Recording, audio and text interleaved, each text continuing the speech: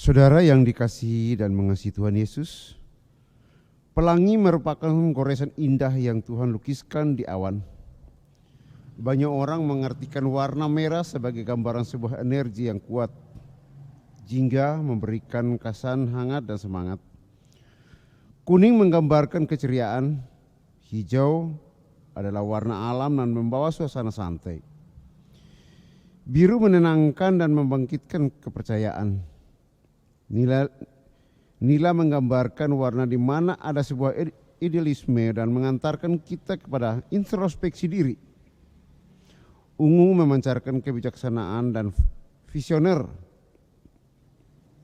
Pelangi yang indah mengingatkan kasih setia Allah yang memberikan rancangan indah bagi umat. Pelangi sebagai busur yang tak putus, mengingatkan kembali akan kasih setia Allah yang tak terputus. Kita memasuki ibadah Minggu Prapaskah 1 dengan penghayatan bahwa Tuhan Allah adalah yang senantiasa setia dan bersama kita dalam setiap situasi. Mari bersama kita memuji Tuhan dengan menyanyikan NKB 34 bait 1 dan 2. Setiamu Tuhanku tiada bertara. Setiamu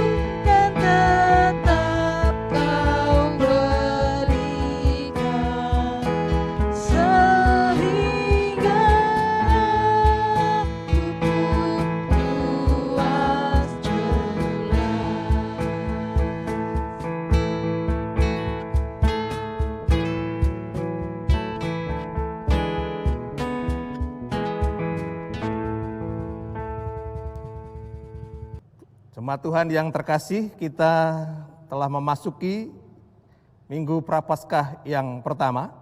Kita akan memulai ibadah dengan sebuah pengakuan bahwa penolong kita adalah Tuhan yang menciptakan langit, bumi, dan segala isinya, dan yang setia menepati janjinya.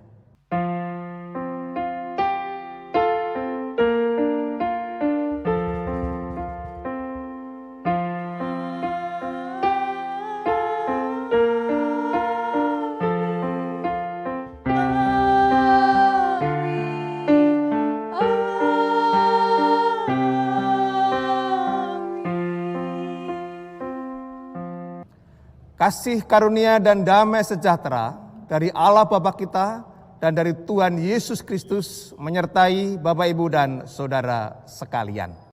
Dan menyertai saudara juga. Janji Tuhan Allah kepada manusia selalu indah dan tepat pada waktunya. Dia adalah setia dan adil sepanjang hidup umat manusia. Dia selalu menopang kita dimanapun serta kapanpun. Mazmur 25 ayat yang ke-10, segala jalan Tuhan adalah kasih setia dan kebenaran bagi orang yang berpegang pada perjanjiannya dan peringatan-peringatannya.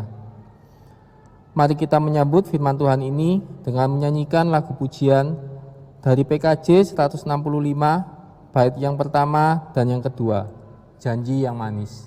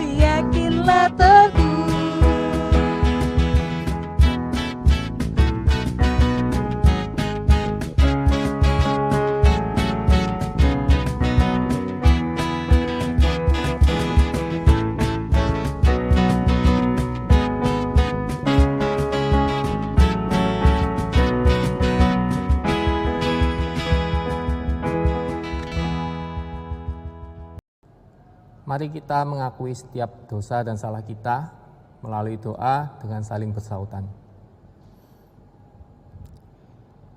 Janji kami kepadamu ya Tuhan, sering kami ingkari. Betapa sering kami bersemangat untuk berjanji, namun pada kenyataannya ketika diperhadapkan pada tantangan, acap kali kami abai pada janji. Seringkali kami pun ingat pada janji kami, namun enggan untuk menjalankannya. Kami mengatakan janji kepadamu, namun sebenarnya kami menyangkalmu.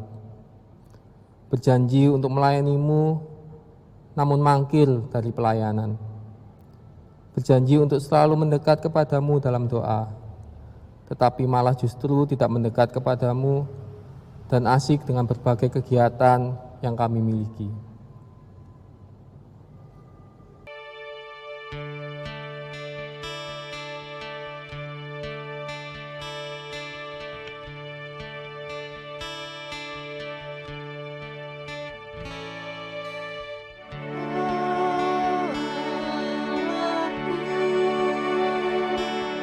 Jangkutlah diriku, ujilah hati dan pikiranku.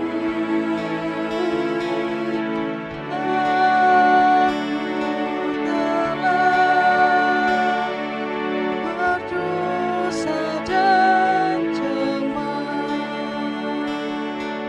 Sucikan dan jadikanku benar.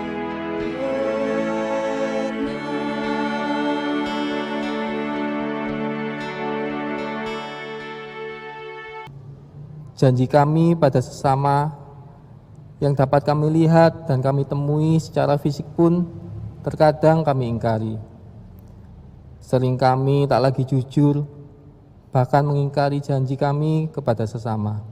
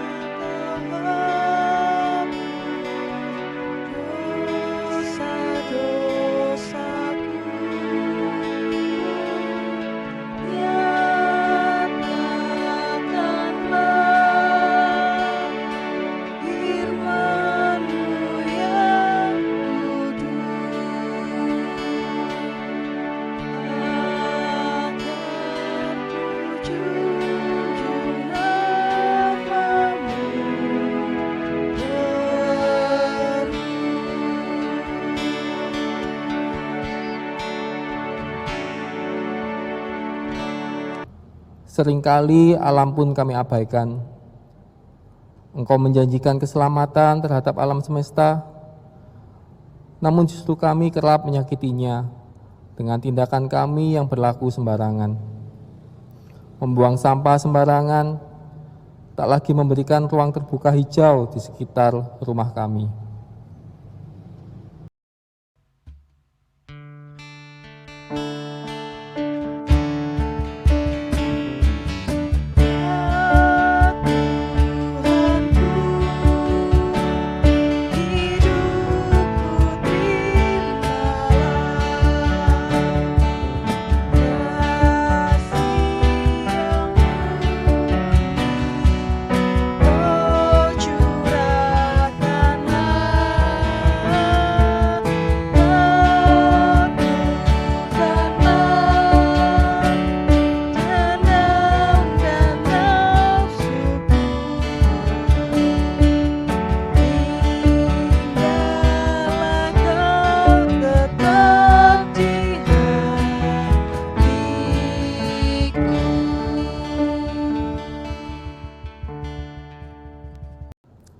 Saya mengundang jemaat untuk berdiri. Kasih setia Allah sungguh nyata dalam hidup umat-Nya. Sekalipun dosa dan kejahatan yang telah dilakukan, namun jika mau memperbaiki diri, maka Tuhan Allah memberikan pengampunannya. Seperti sabdanya dalam Roma 3 ayat 23-24. karena semua orang telah berbuat dosa dan telah kehilangan kemuliaan Allah. Dan oleh kasih karunia telah dibenarkan dengan cuma-cuma karena penebusan dalam Kristus Yesus. Demikianlah berita anugerah dari Tuhan. Syukur kepada Allah. Tuhan kita, Yesus Kristus, sudah menebus kita karena kasih-Nya kepada kita dan menjaminkan kepada kita untuk memperoleh hidup kekal. Marilah kita juga saling mengasihi dan saling mengampuni dengan memberi salam namaste.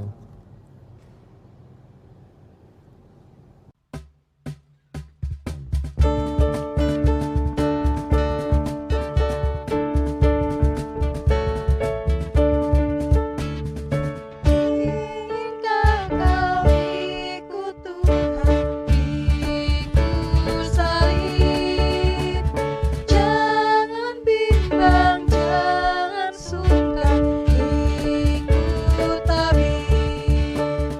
Ikutlah salibmu saja, ikut terus. Lihatlah mahkota Raja Agung Kudus.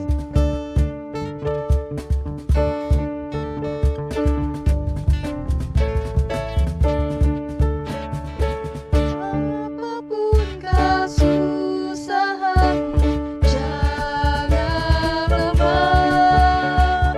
Tuhan Yesus besertamu, ikut tetap. Ikutlah salibmu saja, ikut terus. Lihatlah mahkota Raja Agung Kudus.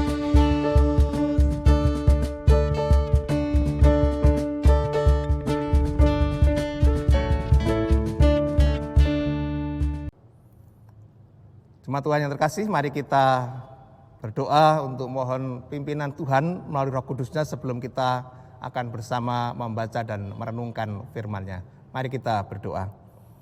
Tuhan Allah Bapa kami, di Minggu Prapaskah yang pertama ini kami mau menghayati bagaimana Tuhan menepati janji dan mau mengalami apa yang menjadi konsekuensi dari pemenuhan janji Tuhan kepada kami.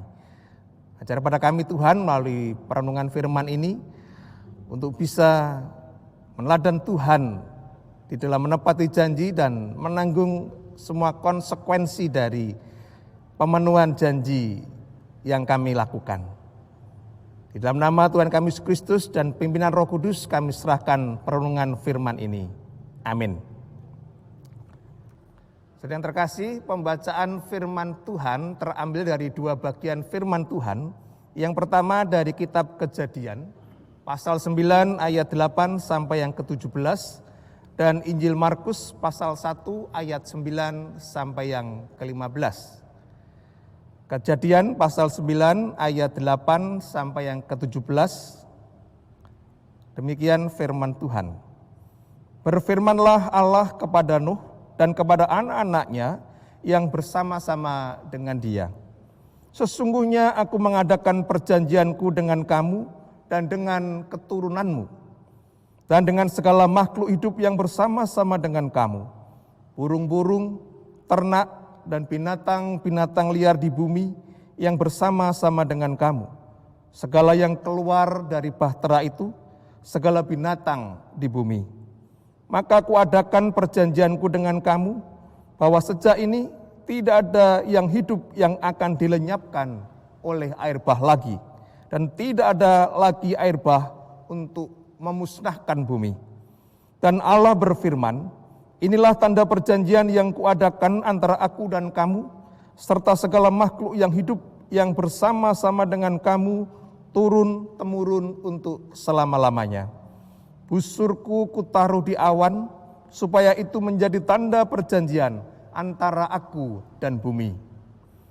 Apabila kemudian kudatangkan awan di atas bumi dan busur itu tampak di awan, maka aku akan mengingat perjanjianku yang telah ada antara aku dan kamu, serta segala makhluk yang hidup, segala yang bernyawa, sehingga segenap air tidak lagi menjadi air bah untuk memusnahkan segala yang hidup.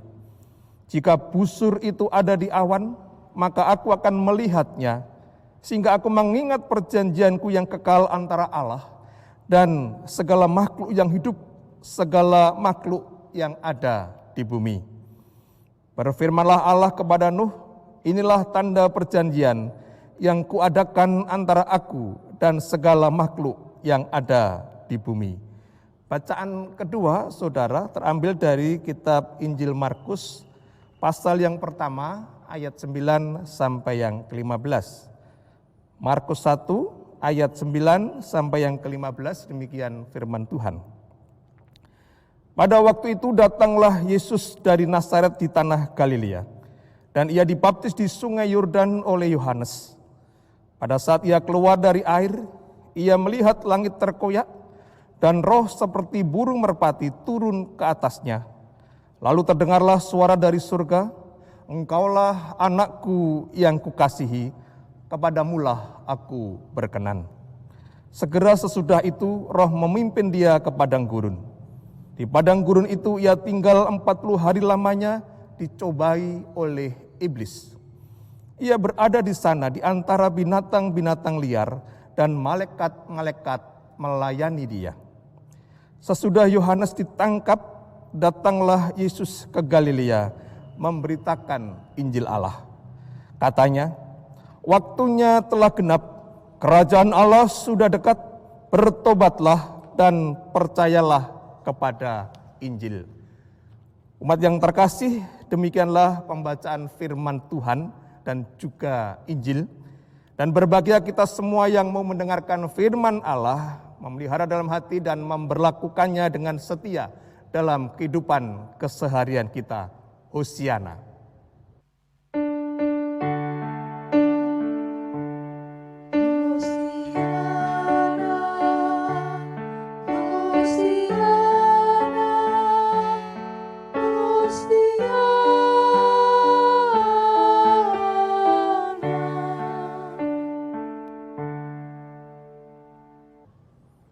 Jemaat yang terkasih, tema di dalam Minggu Prapaskah yang pertama ini adalah berpengharapan pada perjanjian dan kasih setia Allah. Berpengharapan pada perjanjian dan kasih setia Allah. Nah, di Minggu Prapaskah yang pertama ini di tahun 2021, kita akan diingatkan mengenai bagaimana Allah yang telah berjanji kepada umatnya, dan ia memenuhi janji itu dengan melakukan segala konsekuensinya.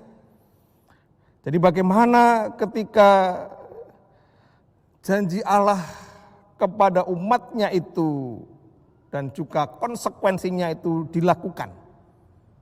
Demi bagaimana Allah memenuhi janji kepada umatnya melalui Nuh yang ia berikan janji itu.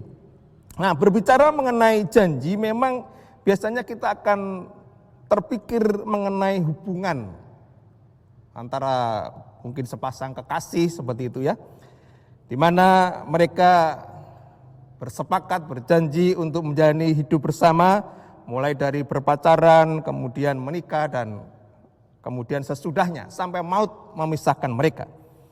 Nah, jika sebuah hubungan itu bisa bertahan sampai pada jenjang pernikahan dan tentu sesudahnya, tentu ada suatu hal yang bisa mengikat mereka, sebuah komitmen atau sebuah janji yang telah disepakati bersama di antara mereka berdua. Mereka berdua setuju untuk melakukan atau tidak melakukan sesuatu demi cinta mereka. Dan tentu ada sebuah konsekuensi yang harus dialami atau harus dilakukan oleh mereka berdua untuk melaksanakan kesepakatan itu.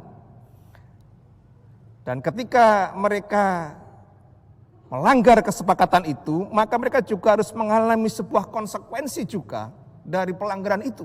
Paling tidak mungkin mereka harus berkonflik, bahkan kemudian mungkin harus berpisah, terputus hubungan mereka. Nah, komitmen terhadap perjanjian akan membuat mereka harus mengalami berbagai ujian, berbagai cobaan, berbagai godaan. Kalau mereka bertahan, mereka akan berlanjut, tetapi kalau tidak, maka hubungan itu akan kandas. Janji sehidup semati bisa terbang diterpa angin lalu ketika mereka gagal menghadapi cobaan dan ujian yang berat terhadap janji dan komitmen mereka berdua. Jadi di tengah kompleksnya dan rumitnya persoalan kehidupan rumah tangga atau jalinan relasi di antara sepasang kekasih dua sejoli, maka patutlah kita akan angkat topik kita ketika dua sejoli itu bisa tetap berpegang pada janji itu, menghadapi segala rintangan, ujian, cobaan sampai akhirnya mereka mempertahankan janji itu sampai hanya maut yang bisa memisahkan. Atau kita bisa angkat topik ketika di tengah masa berpacaran mereka bisa mengatasi berbagai persoalan, godaan, cobaan sampai akhirnya mereka menikah dan terus mempertahankan sampai kematian yang memisahkan. Itu membuat kita salut dan angkat topi terhadap bagaimana mereka bisa memegang janji dan konsekuensi dari bagaimana mereka mempertahankan komitmen itu. Nah, sudah dalam kitab Kejadian dikisahkan mengenai bagaimana Allah memberikan janji kepada seorang tokoh yaitu Nuh dan keturunannya. Janji itu diberikan pasca peristiwa air bah yang membinasakan seluruh makhluk di muka bumi, kecuali Nuh dan keluarganya serta binatang-binatang yang terpilih. Tuhan berkomitmen bahwa Ia tidak akan membinasakan lagi bumi dengan air bah, membinasakan seluruh makhluk di bumi ini dengan mendatangkan air bah yang besar atas dunia ini. Atau dengan kata lain sebenarnya Tuhan menjanjikan sebuah pengampunan kepada umat yang mungkin suatu saat tentu mereka bisa kemudian berdosa kembali ketika mengalami ujian dan cobaan dalam kehidupan mereka. Mereka tidak bisa menerapkan firman Tuhan dengan sempurna. Jadi tentu pertanyaannya adalah bagaimana seandainya umat manusia itu kemudian atau di kelak kemudian hari berpaling dari Tuhan, beriman kepada ilah yang lain dan tidak menerapkan firman di dalam kehidupan mereka, dalam keseharian mereka. Konsekuensi apa yang harus dilakukan Allah demi memenuhi janjinya untuk tidak membinasakan umat manusia lagi dengan air bah, umat yang tentu sangat dikasihinya itu. Nah, jemaat yang terkasih, perikop Markus 1 ayat 9 sampai 15 sebenarnya bukan hanya berkisah mengenai bagaimana kehadiran Tuhan atau Tuhan Yesus dalam pertemuannya dengan Yohanes Pembaptis, hadir di tengah pelayanan Yohanes Pembaptis untuk mempertobatkan dan membaptis orang-orang yang datang kepadanya. Kehadiran Tuhan Yesus dan kehendaknya untuk juga bersedia dibaptis oleh Yohanes itu bukan sekedar ingin bersolider dengan orang-orang yang berdosa, karena dia sendiri tidak berdosa, dan mereka yang kemudian bertobat dan menerima baptisan. Karena kita tahu bahwa sebenarnya Tuhan Yesus jelas tidak berdosa dan tidak perlu bertobat untuk menerima baptisan. Dan itu juga tidak disebutkan dalam teks di dalam Markus 1 ayat 9 kalau kita bisa baca. Pada waktu itu datanglah Yesus dari Nazaret di tanah Galilea dan ia dibaptis di sungai Yordan oleh Yohanes. Kalau kita bandingkan dengan orang-orang yang dibaptis oleh Yohanes Pembaptis, mereka menerima baptisan dan juga membarenginya dengan melakukan pertobatan. Dan itu tidak disebutkan di dalam Markus 1 ayat 9. Kita bisa bandingkan di Markus 1 ayat 5 dikatakan, lalu datanglah kepadanya orang-orang dari seluruh daerah Yudea dan semua penduduk Yerusalem, dan sambil mengaku dosanya mereka dibaptis di sungai Yordan. Mengaku dosanya dan dibaptis di sungai Yordan. Dan Tuhan hanya dibaptis, tidak mengaku dosanya karena memang ia tidak berdosa. Kehadirannya untuk bertemu dengan Yohanes Pembaptis dan meminta supaya ia dibaptiskan, itu adalah sebuah konsekuensi sebenarnya yang dipenuhi oleh Tuhan Allah yang telah memberikan janjinya kepada manusia. Pemenuhan janji itu melalui Tuhan Yesus. Janji yang dulu sudah pernah diberikan oleh Tuhan kepada Nuh, sebagaimana diungkapkan di dalam kitab Kejadian 9 ayat 8 sampai 17 tadi.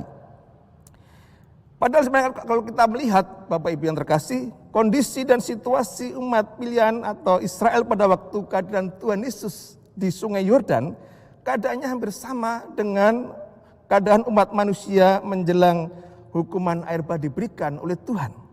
Umat pilihan Allah sama dengan keberadaan umat Allah atau manusia di zaman Nuh. Mereka sedang hidup dalam keberdosaan, sehingga mereka sedang menjalani hukuman atas dosa mereka, yaitu dengan diserahkan kepada pemerintah Roma untuk dijajah. Nah, jika umat manusia di zaman Nuh itu kemudian menerima hukuman Tuhan, dibinasakan dengan air bah, maka setelah Tuhan memberikan janji kepada Nuh dan keturunannya untuk tidak lagi memberikan dan mendatangkan air bah sebagai hukuman, maka Tuhan harus melakukan sesuatu sebagai sebuah konsekuensi untuk memenuhi janji tersebut. Dan pada waktu itu ada sebuah tradisi, saya akan coba menjelaskan dengan menggambarkan dengan adanya tradisi yang itu kemudian diambil oleh Tuhan untuk menunjukkan bagaimana dia memenuhi janjinya. Nah, ada sebuah tradisi di kalangan bangsa Yahudi atau Israel tentang bagaimana penebusan dosa umat, yaitu yang disebut dengan tradisi kambing hitam. Tradisi kambing hitam ini adalah seekor kambing yang dilepaskan ke padang gurun sebagai bagian dari upacara Yom Kippur, hari pendamaian. Nah, dalam Yudaisme pada masa Bait Suci ada di Yerusalem, ritual ini dilukiskan dalam kitab Imamat pasal 16. Jadi ada 2 ekor kambing jantan yang tampak sangat mirip dibawa ke halaman Bait Suci di Yerusalem pada hari perayaan Yom Kippur itu, dan sebagai bagian dari ibadat suci pada hari itu, Imam Agung kemudian melemparkan undian atas kedua kambing itu. Salah seekor kambing akan dipersembahkan sebagai korban bakaran, dan yang kedua atau kambing yang kedua itu yang kemudian dijadikan tanda kutip sebagai kambing hitam. Imam Agung, Imam Besar akan meletakkan tangannya pada kepala kambing itu dan mengakui dosa-dosa bangsa Israel. Kambing itu kemudian dibawa pergi dan dilepaskan di padang gurun. Dan itu sesuai dengan yang disebutkan dalam Imamat 16 ayat yang ke-22. Dalam kitab atau dalam Talmud atau diskusi tokoh-tokoh pemuka agama Yahudi juga menambahkan bahwa kambing itu juga ada yang didorong dari sebuah tebing, kemudian tentu jatuh begitu ya. Nah, dalam bahasa Ibrani modern atau Azazel juga digunakan ya semacam menjadi ejekan gitu ya. Seperti bagaimana pergi ke Azazel, pergi ke neraka gitu ya. Jadi kami itu seperti memang menggantikan umat untuk pergi ke neraka. Azazel adalah kata yang diterjemahkan dari scapegoat atau kambing hitam dalam terjemahan Alkitab versi King James. Nah, istilah scapegoat atau kambing hitam itu sebenarnya tidak ada kaitan sebenarnya saudara dengan warna hitam.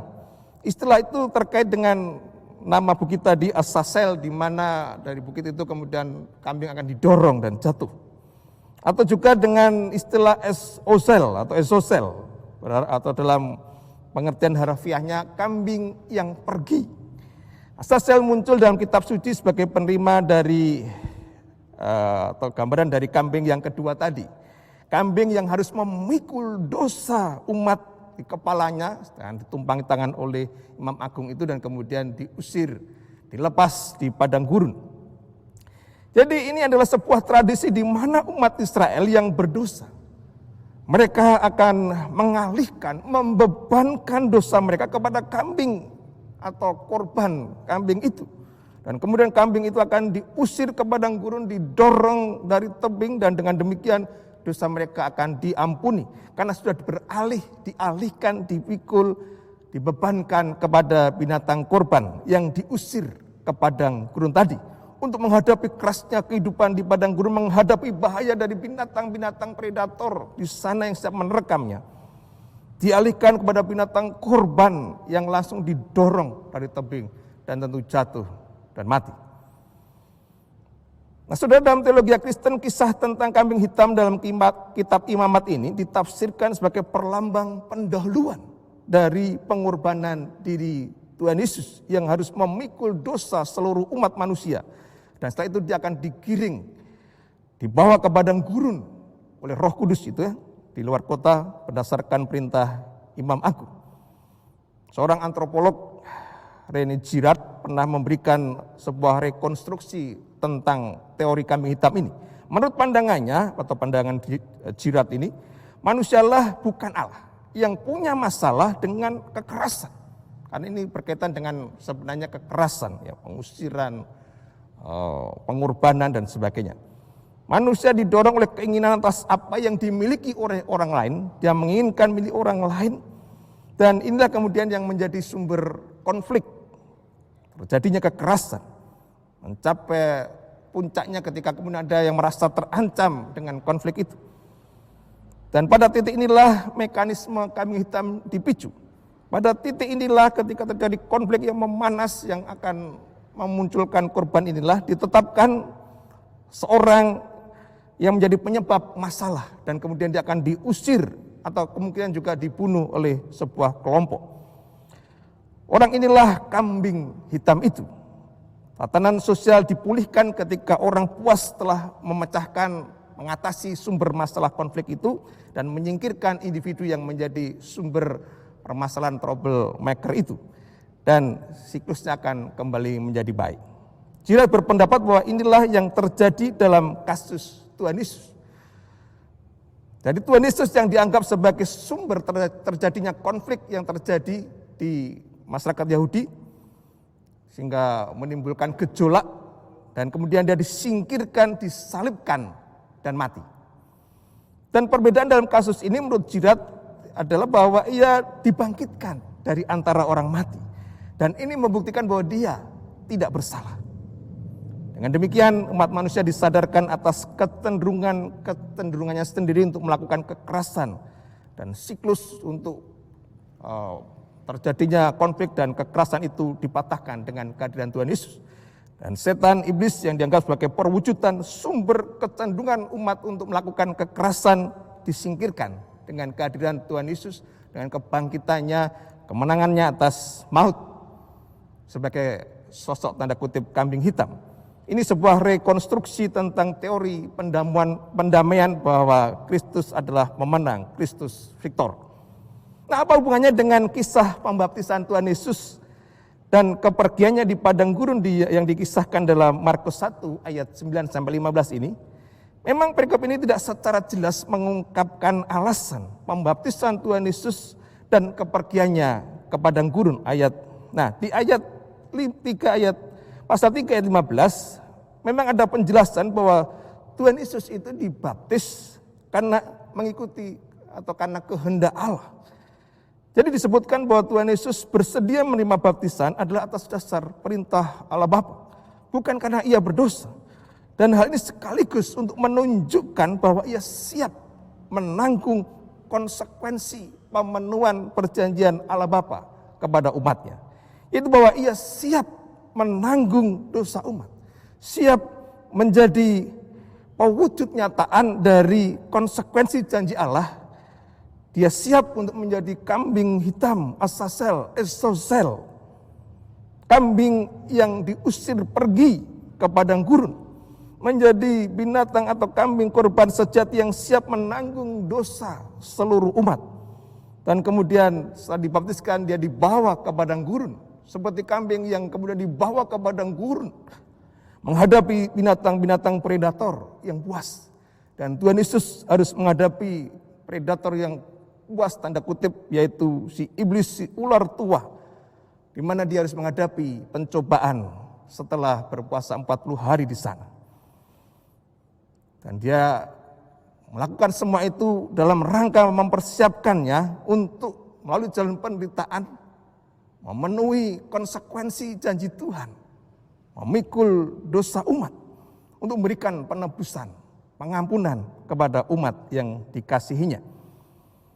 Dan Tuhan Yesus bisa melalui cobaan itu. 40 hari dia berpuasa, tiga kali dia dicobai dan dia bisa mengatasi pencobaan iblis itu. Nah, saudara yang dikasih Tuhan, dari dua bagian firman Tuhan ini, Kejadian 9 ayat 8-17 dan Markus 1 ayat 9 sampai yang ke-15 ini, kita belajar beberapa hal penting.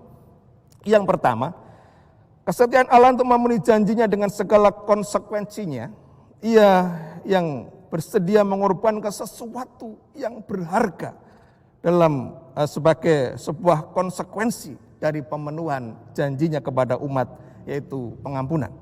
Jadi mari kita mensyukuri kesetiaan dan komitmen Tuhan Allah dalam berpegang pada janjinya, dalam memenuhi janjinya dengan untuk umat yang dikasihnya, sehingga dia mengorbankan sosok yang berharga dalam diri Tuhan Yesus, menjadi korban, menjadi kambing hitam bagi penebusan dosa dan kesalahan kita. Rasa syukur yang tentu diwujud nyatakan dengan kesediaan untuk bertobat dari segala kesalahan ketika kita telah jatuh dalam dosa, sekaligus kesediaan untuk menjalani kehidupan yang penuh cobaan seperti Tuhan Yesus. Bahkan penderitaan sampai kita bisa mencapai tujuan bagaimana yang Tuhan Yesus juga lakukan dan alami. Hidup bersama dengan Tuhan di surga. Yang kedua, keteladanan Tuhan untuk memenuhi janji dengan segala konsekuensinya, kiranya juga bisa kita teladani bukan hanya dalam menjaga, mempertahankan, memenuhi iman yang sudah kita ucapkan dan janjikan ketika menerima baptisan, ketika kita mengaku percaya di hadapan Tuhan dan jemaatnya. Tetapi bagaimana kita juga memenuhi janji-janji kita yang lain kepada pasangan kita ketika kita diteguhkan dan diberkati di hadapan Tuhan dan jemaatnya. Juga komitmen kita ketika kita menjadi penatua, ketika kita menjadi pengurus badan pelayanan, kita berjanji di hadapan Tuhan dan jemaatnya. Kita berusaha untuk memenuhi dengan segala konsekuensinya, bahkan dengan segala pengorbanan waktu, bahkan mungkin juga hal-hal yang kita sukai, menyangkal diri, kita mengedepankan pelayanan demi untuk memenuhi janji kita kepada Tuhan dan jemaat dengan segala konsekuensinya. Yang ketiga, keteladanan Tuhan Yesus yang mau berkorban demi memenuhi janji Tuhan kepada Allah Bapa. Janji Tuhan Allah Bapa kita kan kepada umatnya, kiranya juga mendorong kita untuk bersedia mengorbankan ego kita di masa pandemi ini. Dengan tentu bersedia melaksanakan protokol kesehatan, meski mungkin kita tidak nyaman seperti kita sekarang ini, harus berkorban dengan face shield, mungkin tidak nyaman, tetapi kita harus berkorban demi menyelamatkan saudara-saudara kita sepelayanan di dalam ibadah ini. Mungkin kita tidak nyaman harus setiap kali cuci tangan dengan hand sanitizer, dengan sabun, kulit kita mungkin menjadi sangat sensitif, atau mungkin bahkan alergi. Kita mau mengorbankan semua itu untuk menyelamatkan orang lain yang mungkin berkontak dengan kita. Sebagaimana juga pengorbanan Tuhan Yesus yang ia lakukan demi menyelamatkan umat yang dikasihinya. Jangan tergoda untuk melanggar protokol kesehatan hanya karena orang lain toh juga melakukan hal yang sama. Tapi bagaimana kita belajar dari Tuhan yang bisa melalui pencobaannya 3 kali oleh iblis, sehingga ia bisa menyelamatkan umat yang dikasihinya. Karena itu kita juga bisa memohon kepada Tuhan kita Yesus Kristus supaya kita dimampukan menghadapi segala cobaan, segala ujian demi untuk memenuhi janji kita, komitmen kita di hadapan Tuhan dan jemaatnya. Tuhan memberkati. Amin.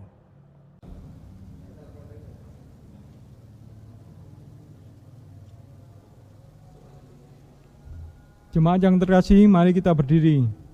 Marilah kita bersama dengan umat Allah di masa lalu, masa kini, dan masa depan, mengingat pengakuan pada baptisan kita menurut pengakuan iman rasuli, dengan mengucapkan, Aku percaya kepada Allah, Bapa yang Maha Kuasa, Khalik langit dan bumi, dan kepada Yesus Kristus, anaknya yang tunggal Tuhan kita, yang dikandung dari Roh Kudus, lahir dari anak darah Maria, yang menderita sengsara di bawah pemerintahan Pontius Pilatus, disalibkan, mati, dan dikuburkan, turun ke dalam kerajaan maut, pada hari yang ketiga bangkit pula dari antara orang mati, naik ke surga, duduk di sebelah kanan Allah, Bapa yang Maha Kuasa, dan dari sana ia akan datang untuk menghakimi orang yang hidup dan yang mati. Aku percaya kepada Roh Kudus, gereja yang kudus dan am, persekutuan orang kudus, pengampunan dosa, kebangkitan orang mati, dan hidup yang kekal. Amin. Jemaat yang dikasihi Tuhan, mari kita memasuki doa syafaat. Kita akan mendoakan beberapa pokok doa yang nanti akan diakhiri dengan doa Bapa kami yang akan dipujikan. Mari kita berdoa. Tuhan Allah Bapa kami bersyukur untuk tenaga kesehatan yang sudah mendapatkan vaksinasi. Dan kiranya mereka lebih semangat, lebih terlindungi, lebih kuat imunnya di dalam mengatasi COVID-19 dan tentunya bisa menjadi alat Tuhan untuk memberikan kesembuhan kepada saudara-saudara kami yang terpapar COVID-19. Dan ya Tuhan, kami juga berdoa untuk pendistribusiannya nanti di tahap-tahap selanjutnya untuk mereka yang melayani untuk masyarakat umum dan tentu pemuka-pemuka masyarakat.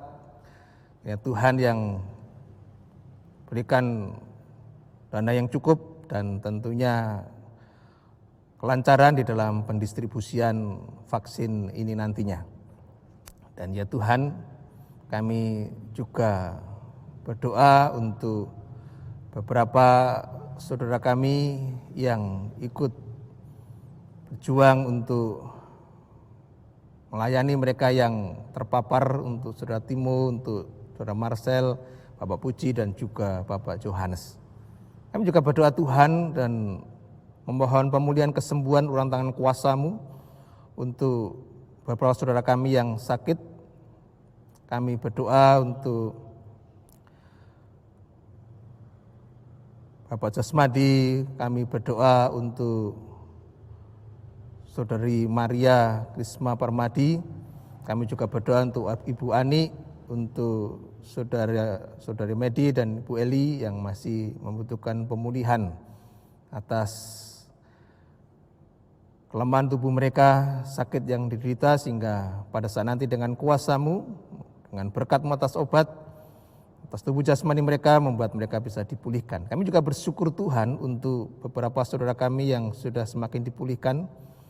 Kami berdoa Tuhan untuk Ibu Pur, untuk Bapak Sindu, untuk Bapak Heri, untuk juga Kak Ruth yang juga telah mendapatkan pemulihan setelah mengalami sakit beberapa waktu yang lalu.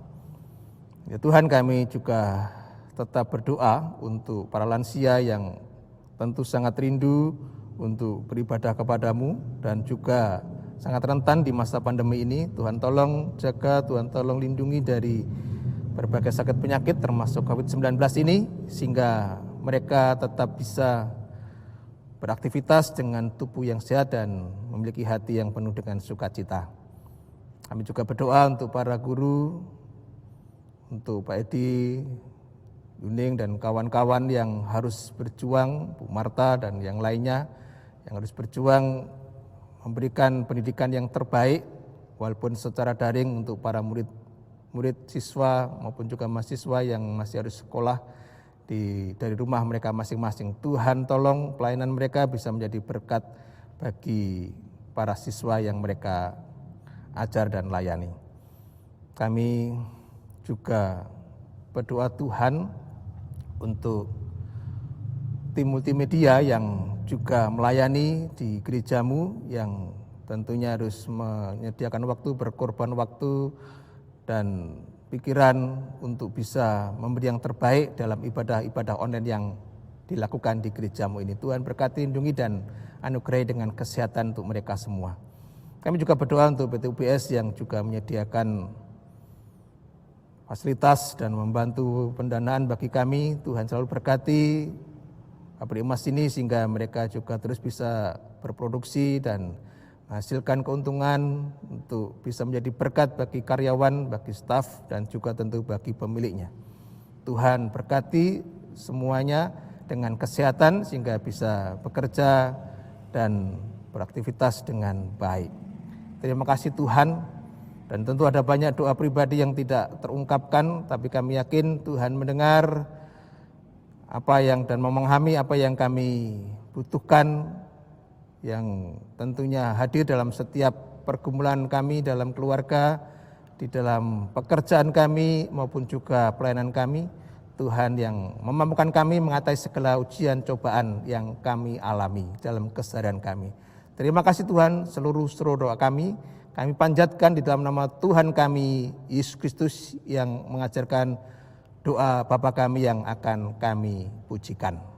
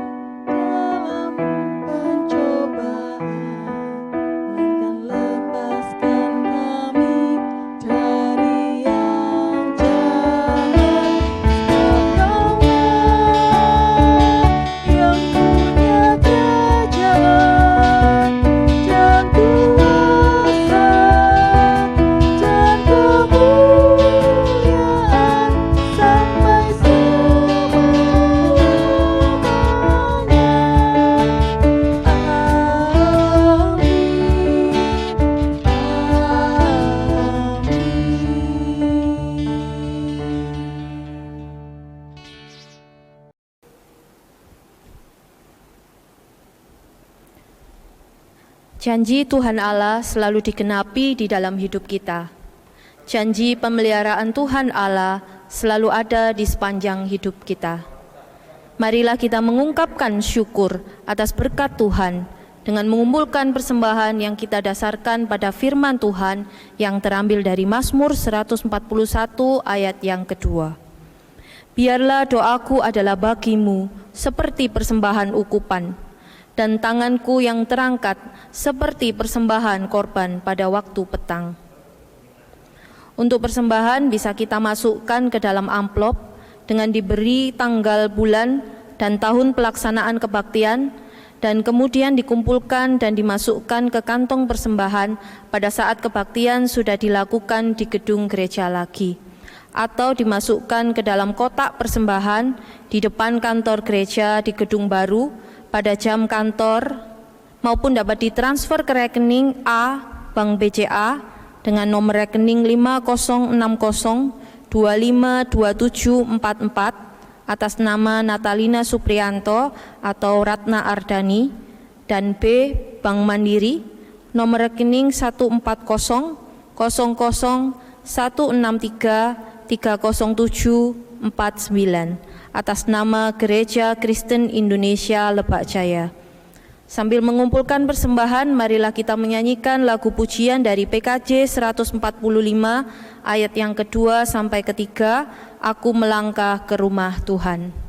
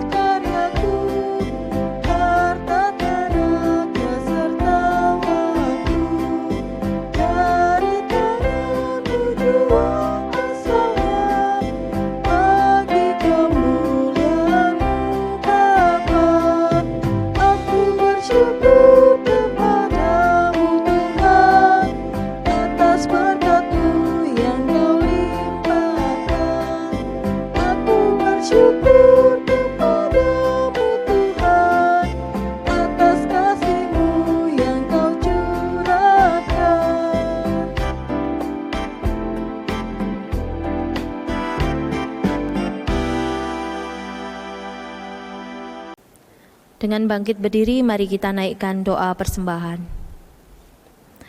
Ya Tuhan Allah Bapa kami yang penuh kasih dan selalu setia, terima kasih atas segala berkat dan kasih-Mu yang telah Tuhan wujudkan secara nyata di dalam hidup kami.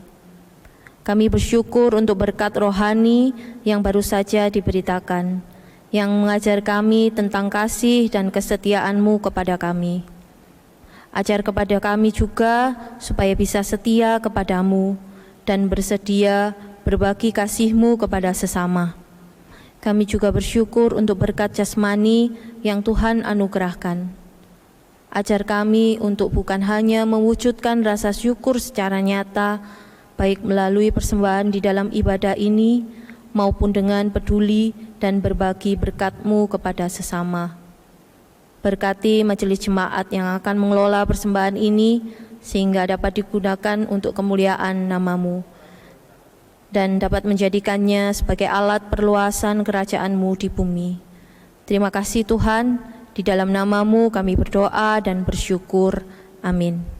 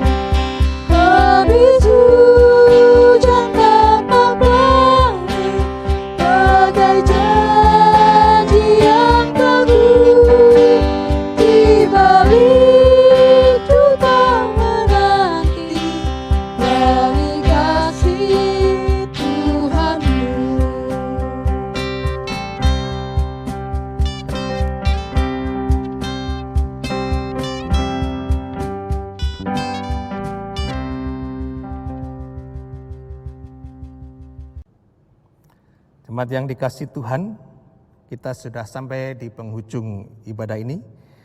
Mari pulanglah dalam sukacita karena mengingat sabda Tuhan bahwa janjinya selalu akan tergenapi. Rancangannya selalu baik untuk manusia dan jalanilah hidup dalam atau dengan tetap setia kepada janji. Tetaplah setia kepada Tuhan Allah Penyelamat, setia pada janji kepada pasangan kita, pada keluarga kita, dan juga setia pada janji kita untuk menjaga kelestarian alam. Dan sekarang terimalah pengutusan dan berkat dari Tuhan. Arahkanlah hatimu kepada Tuhan. Kami mengarahkan hati kami kepada Tuhan. Jadilah saksi-saksi Kristus. Syukur kepada Allah, Terpujilah Tuhan. kini dan selamanya. Dan sekarang terimalah berkat Tuhan. Tuhan memberkati engkau dan melindungi engkau. Tuhan menyinari engkau dengan wajah-Nya dan memberi engkau kasih karunia. Tuhan menghadapkan wajah-Nya kepadamu dan memberi engkau damai sejahtera sekarang dan selamanya. Hosiana. Amin.